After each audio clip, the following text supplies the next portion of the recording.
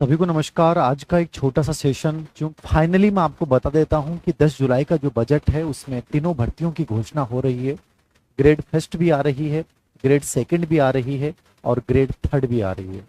तीनों भर्तियां एक साथ हैं, ये निश्चित है। ठीक है, अब इनमें किस में कितनी वैकेंसी आएंगी ये आप प्लीज ये कोई सवाल कमेंट में मत लिखिएगा कि सर ग्रेड सेकंड कितने पदों पे आ रही है, ग्रेड फर्स्ट कितने पदों पे आ रही है, ग्रेड थर्ड जो है वो कितने पदों पे आ रही है। पदों का मुझे कोई आइडिया नहीं है, बट हाँ ये श्योर है कि ये तीनों भर्तियां जो है वो आपके समक्ष आ रही हैं। पहले सवाल का जवाब।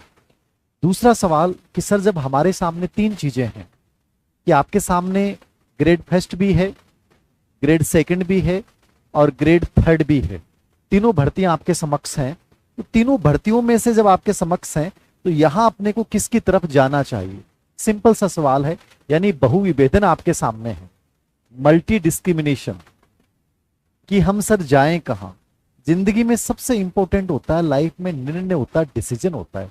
डिसीजन यदि सही हो, सटीक हो, तो बाद के जो आउटकम्स होते हैं वो बहुत बेहतरीन होते हैं।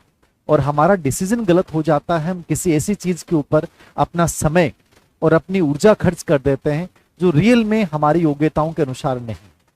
ईमानदारी से एक बात मैं बताऊं कि सर मेरे अनुसार किसकी प्रिपरेशन हमें करनी चाहिए। जैसे मैंने कहा, भर्तियां तीनों आ रही हैं और 100% आ रही हैं, निश्चित आ रही हैं, ये आप मान के चलना। ठीक है, अब दो चीजें आपके समक्ष मैं पूछ रहा हूं कि सर मुझे किसकी तरफ जाना चाहिए।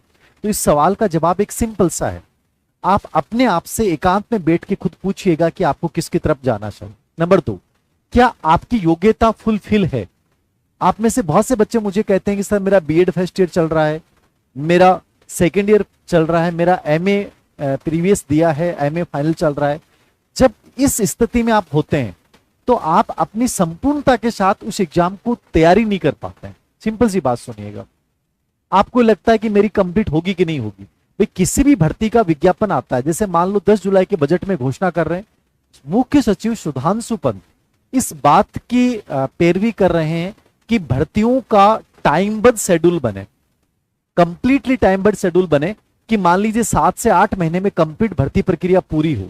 मैं नहीं कहता कि ऐसा हो पाएगा, मैं मानता हूं कि 2025 में एग्जाम होगा, लेकिन फिर भी किसी भी एक अच्छे विद्यार्थी को जब वो प्रिपरेशन कर रहा है तो उसको मैक्सिमम टाइम जो लेना चाहिए वो 6 माह लेके चलना चाहिए कि मेरे पास इस भर्ती की प्रिपरेशन के लिए 6 महीने हैं।